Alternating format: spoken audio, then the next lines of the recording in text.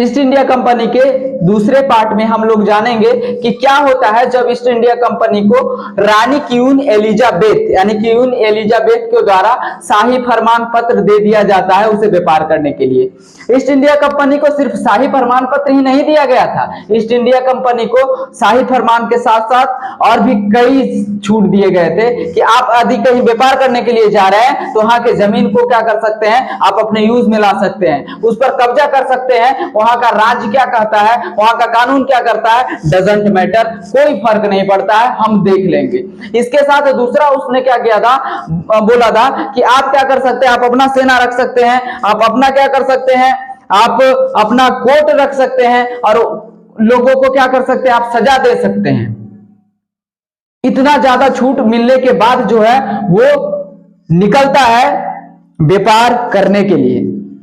लेकिन अभी उसके साथ एक समस्या थी, ईस्ट इंडिया कंपनी के पास एक दिक्कत था और सबसे बड़ा दिक्कत था मजदूरों की, क्योंकि इस व्यापार में बहुत ज्यादा रिस्क था तो कोई भी मजदूर उसके साथ जाना नहीं चाह रहा था। तो उसने क्या किया, इंग्लैंड का ही एक जेल था, उस जेल का नाम था न्यूगेट। न्यूगेट जेल से कुछ मजदूरों को लेता है, यानी कि वहां के कैदियों को क्या करता है और लेता है, और उसके बाद जो है लंदन के बेल लैम में एक क्या होता है, असाइलम होता है, वहां से भी कुछ लोगों को लेता है और व्यापार के लिए निकलता है।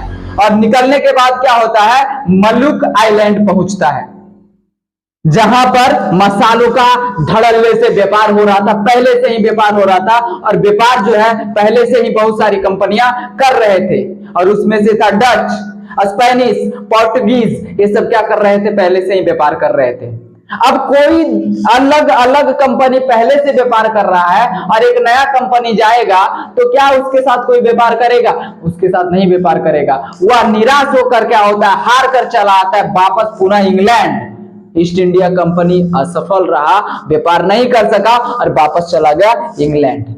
लेकिन फिर 1608 ईस्वी में क्या होता है, व्यापार करने के लिए फिर से सूरत पहुंचता है, जहां पहले से ही भारत में पहले से ही 1498 से ही क्या कर रहा था, पोर्टुगीज लोग, पुर्तगाली लोग व्यापार कर रहे थे। वास्को डी गामा जो था 1498 ईस्वी में ही आया था भारत, केरल के कालीकट बंदरगाह पे।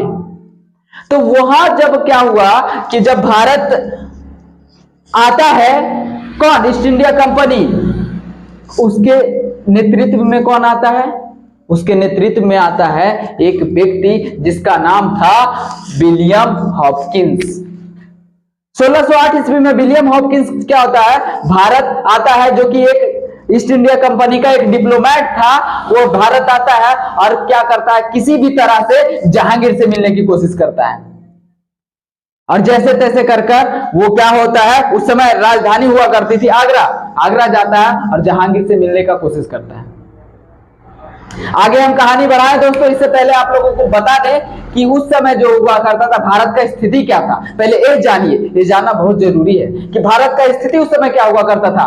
भारत का जो इकोनॉमिकल कंडीशन था वो 21 ट्रिलियन डॉलर का हुआ करता था। 21 ट्रिलियन डॉलर का क्या था, पूरा इकोनॉमी था भारत का, जो कि यदि पूरे यूरोपीय देश को मिला भी देगा उतना ज्यादा इकोनॉमी नहीं था किसी अन्य देश के पास जितना भारत के पास था। पूरे यूरोपीय देशों की तुलना में सबसे ज्यादा इकोनॉमी भारत के पास था। यदि सभी यूरोपीय देश को एक साइड रख दिया जाए, सभी के इकोनॉमी को एक साथ जोड़ दिया जाए, फिर भी भारत के जैसा इकोनॉमी किसी देश का नहीं था, उतना मिलाने के बाद भी नहीं था।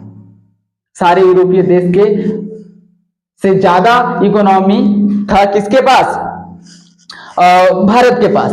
उस समय भारत जो हुआ करता था, सूती वस्त्र निर्माण का बहुत बड़ा कारखाना हुआ करता था, टेक्सटाइल हब हुआ करता था उस समय भारत। यहां तक कि भारत जो था इंडस्ट्री का खान हुआ करता था, यहां पर बहुत प्रकार के उद्योग धंधे हुआ करते थे। भारत उस समय पीक पर था और उस समय भारत में शासन हुआ करता था मुगलों का। भारत में शासन हुआ करता था मुगल लोगों का, और मुगल जो थे भारत में काफी मजबूत थे। भारत के 76% से लेकर 80% हिस्सा पर मुगलों का शासन था, और उस समय मुगल अपने आप में क्या हुआ करते थे, बहुत शक्तिशाली हुआ करते थे। जब हॉपकिंस 1608 ईस्वी में जहांगीर से मिलने के लिए आया तो जहांगीर ने उसे ज्यादा भाव नहीं दिया, क्योंकि वो नहीं चाहता था कि वो दूसरे देश के साथ व्यापार करके डचों के साथ जो व्यापारिक संबंध है उसे बिगाड़े। वो कभी नहीं चाहता था कि डच के साथ उसका व्यापारिक संबंध खत्म हो या फिर खराब हो जाए।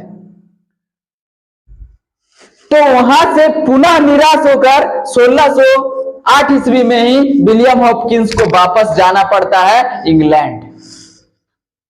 पता है दोस्तों, वर्तमान समय में दुनिया का 28% टेक्सटाइल क्या करता है, चीन उत्पादन करता है। उस समय कब, मध्यकाल में जब मुगलों का शासन था, उस समय 25%, दुनिया का 25% टेक्सटाइल जो है भारत उत्पादित करता था।